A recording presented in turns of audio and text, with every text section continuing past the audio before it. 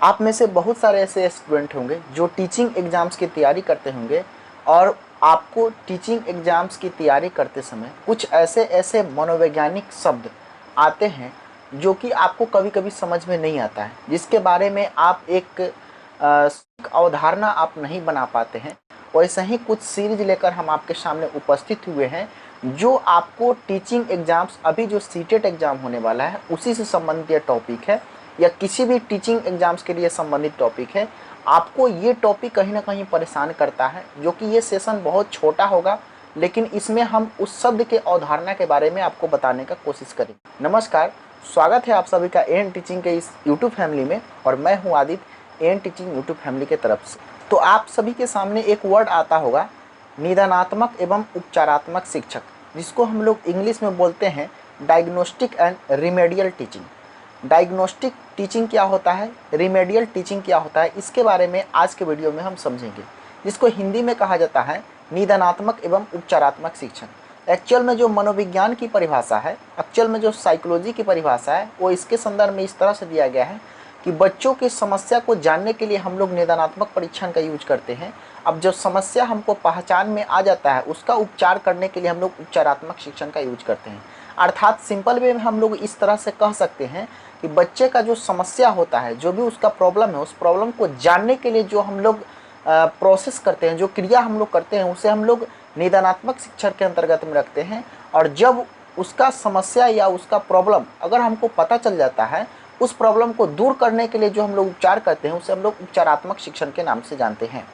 लेकिन अगर आपको इस बात में भी नहीं समझ में आया तो हम आपको एक सिंपल सा एग्जाम्पल देते हैं। अगर आप क्लियर वे में उसको समझ गए, उसके अवधारणा को, उसके कंसेप्ट को अगर आप समझ गए तो आपको परेशानी नहीं होगी। जैसा कि हमने अभी बताया कि बच्चों के समस्या को जानने के लिए हम लोग निदानात्मक शिक्षण का यूज करते हैं। समस्या जब पता चल जाता है तो हम लोग उसके लिए उपचारात्मक शिक्षण का यूज करते हैं। जैसे आपको एक हम एग्जाम्पल देते हैं, एग्जाम्पल सिंपल सा ये समझिएगा। जैसे मान लीजिए आप किसी डॉक्टर के पास में गए, किसी तरह का आपको जो है तबीयत खराब था, आपका जो है स्वास्थ्य खराब था, और स्वास्थ्य खराब होने के कारण आप किसी डॉक्टर के पास गए।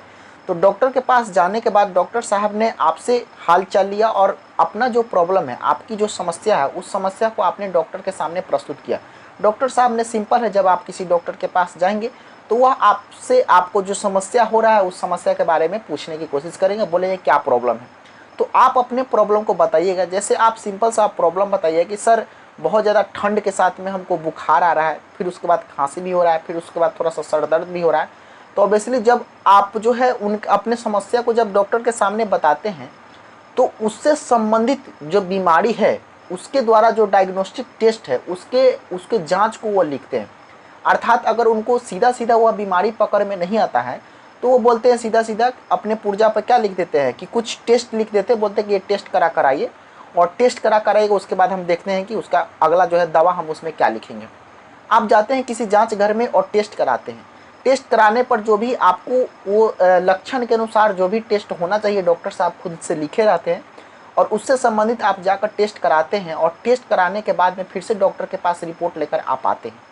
डॉक्टर साहब उस सारे रिपोर्ट को देखते हैं और रिपोर्ट के देखने के बाद में सीधा सीधा जब उनका आंसर आता है कि आपको मलेरिया हो गया, ठीक है। अर्थात कहने का मतलब ये हुआ कि मलेरिया बीमारी को जानने से पूर्व जो हमने जो काम किया है वो हमारा निदानात्मक परीक्षण के अंतर्गत में आएगा, निदानात्मक शिक्षण के अंतर्गत में आएगा।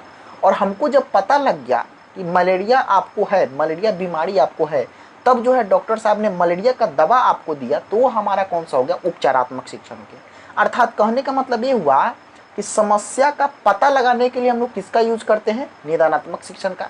अब जब समस्या हमको पता चल जाता है तो फिर उसको दूर करने के लिए किसका यूज करते हैं, उपचारात्मक शिक्षण का। जैसे मलेरिया बीमारी है या नहीं है उसको पता लगाने के लिए डॉक्टर साहब ने बहुत सारा जांच लिखा और उस जांच को हमने कराया। अर्थात बीमारी का पता लगाने के लिए जो पूर्व में कराई गई जो डायग्नोस्टिक टेस्ट है उसे हम लोग क्या कहेंगे, निदानात्मक शिक्षण के नाम से जानेंगे। और जो है मलेरिया का पता लग गया, अर्थात बीमारी का पता लग जाने के बाद अब केवल डॉक्टर साहब मलेरिया का दवा ही लिखेंगे, तो वो हमारा हो गया उपचारात्मक परीक्षण। अर्थात आपको सिंपल वे में ये समझ लेना है, समस्या का पता लगाने के पूर्व जो हम लोग क्रिया करते हैं वो हमारा निदानात्मक शिक्षण के अंतर्गत में आता है। और समस्या पता लग जाने के बाद जब उस कारण को, उस समस्या को दूर करने का जो उपाय है उसे हम लोग उपचारात्मक शिक्षण के अंतर्गत में रखते हैं। अब हम लोग समझते हैं कि मनोविज्ञान के अंतर्गत में इसे हम कैसे देखेंगे। मनोविज्ञान के अंतर्गत में आप सभी जानते हैं कि एक क्लास में व्यक्तिगत विभिन्नता होता है, इंडिविजुअल डिफरेंसेज होते हैं, सभी बच्चे एक जैसे नहीं हो सकते हैं, जैसा कि आप सभी को पता होगा। जैसे मान लीजिए आप किसी क्लास में जाते हैं और उस क्लास में आप देखते हैं ये चीज़ें कि लगभग 50 बच्चे उस क्लास में हैं और उस क्लास में के 50 बच्चों में से 30 बच्चे ऐसे हैं जिसका राइटिंग बिल्कुल ख़राब है, मतलब 40 बच्चे ऐसे हैं जिसका राइटिंग बिल्कुल ख़राब है, जो कि लिखता बिल्कुल भी अच्छा नहीं है, उनका राइटिंग बिल्कुल पुअर है।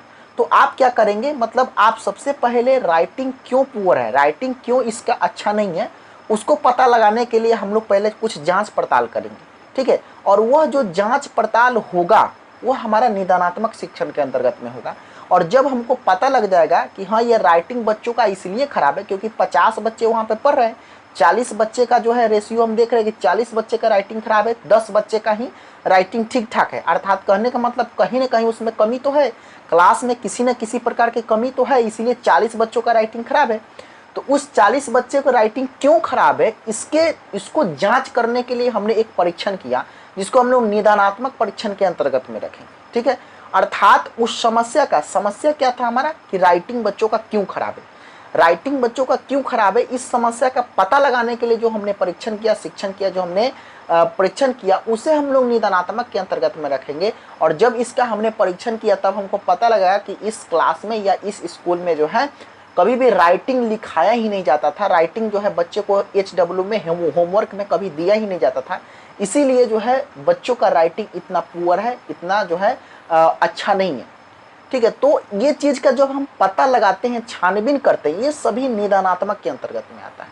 और जब हमको पता लग जाता है कि बच्चे का राइटिंग इस कारण खराब हुआ है, अब हम उसको कैसे अच्छा करना है, तब वो हमारा उपचारात्मक शिक्षण के अंतर्गत में आए। अर्थात राइटिंग को सुधारने के लिए जो आपने काम किया वो हमारा उपचारात्मक आएगा, और राइटिंग कैसे खराब है इसका पता लगाने के लिए जो हमने काम किया वो हमारा निदानात्मक के अंतर्गत में आएगा। एज फॉर एग्जाम्पल, आप सिर्फ लिखने के लिए नहीं बल्कि बच्चे में किसी प्रकार की समस्या को, चाहे वह लिखने से संबंधित हो, चाहे वह पढ़ने से संबंधित हो, चाहे वह किसी भी प्रकार की मैथमेटिक्स हो, विज्ञान हो, साइंस हो, अर्थात किसी भी सब्जेक्ट में अगर उसको किसी तरह की समस्या है, उस समस्या का पता लगाने के लिए जो हम लोग काम करते हैं वो हमारा निदानात्मक के अंतर्गत में आएगा।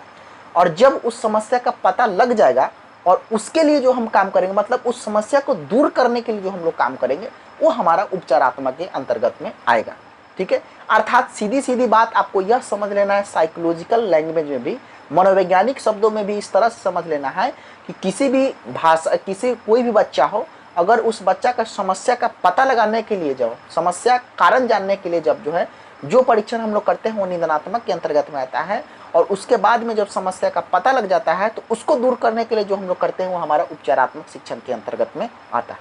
ये थोड़ा सा शॉर्ट वीडियो था जो कि आप लोगों के लिए बहुत ही, ये शब्द जो है कन्फ्यूजन करता है, इसीलिए इस तरह का टॉपिक हम आपके सामने प्रस्तुत किए हैं। अगर इस तरह से संबंधित कोई भी शब्द में अगर आपको समस्या हो, प्रॉब्लम हो, तो आप कमेंट बॉक्स में नीचे हमको बता सकते हैं। अगली वीडियो में फिर से हम उसको क्लियर करने की कोशिश करेंगे।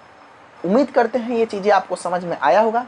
मिलते हैं फिर से आपको नेक्स्ट वीडियो में, तब तक के लिए जय हिंद, वंदे मातरम।